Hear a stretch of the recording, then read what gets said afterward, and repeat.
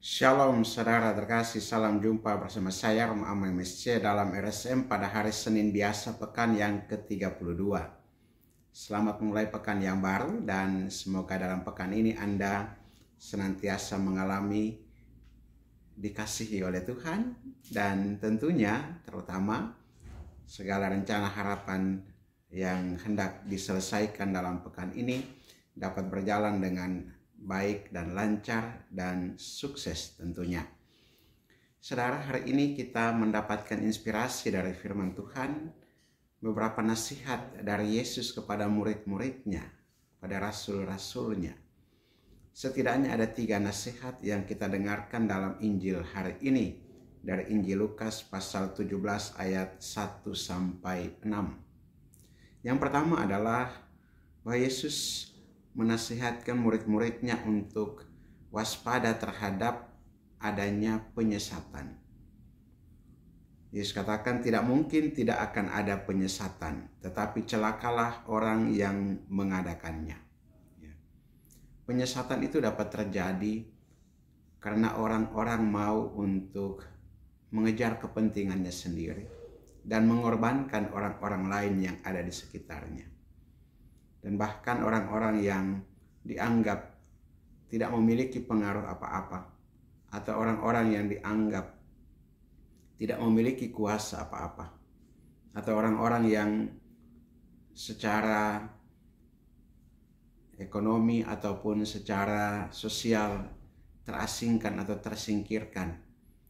Orang-orang kecil, orang-orang itu dapat disesatkan, dapat dikelabui, dan juga dapat dimanfaatkan untuk kepentingan-kepentingan pribadi yang sifatnya hanya sesaat ataupun hanya untuk membesarkan diri sendiri atau kehendak sendiri. Dan para penyesat ini dengan segala akal bulusnya, dengan segala rasionalisasinya, dengan segala cara berpikirnya berusaha untuk mempengaruhi orang lain supaya mengikuti apa yang menjadi kemauan atau keinginannya sendiri. Para murid diminta untuk hati-hati terhadap adanya penyesatan ini.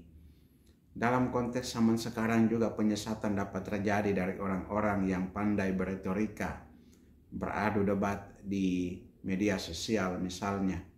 Karena itulah sarana yang paling gampang untuk mereka menjangkau siapa saja.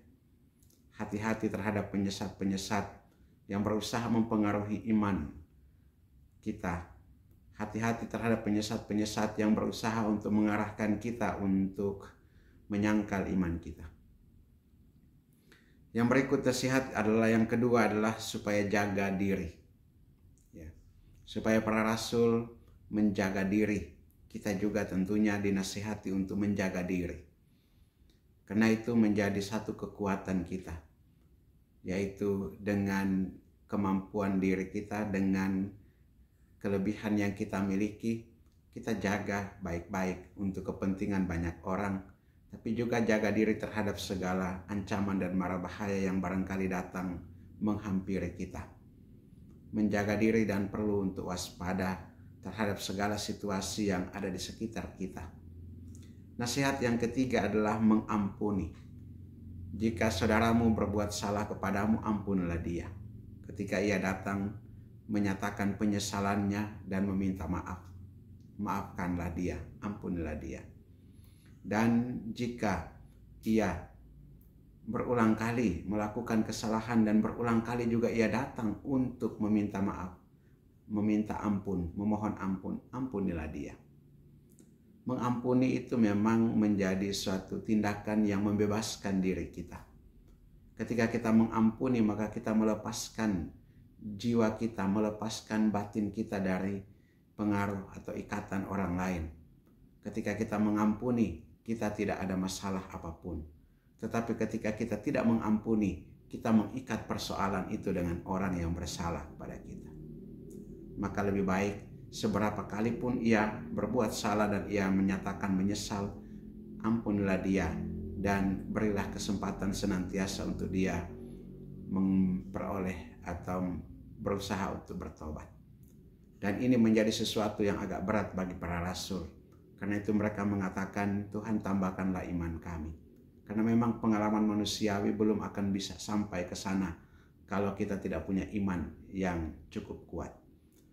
Maka setiap kali kita menghadapi segala cobaan, terutama juga terkait dengan adanya penyesat-penyesat, ataupun adanya ancaman-ancaman yang ada di sekitar kita, ataupun orang-orang yang senantiasa memohon belas kasih dan pengampunan, ampunilah mereka, dan mohonlah selalu Tuhan menambahkan iman kita.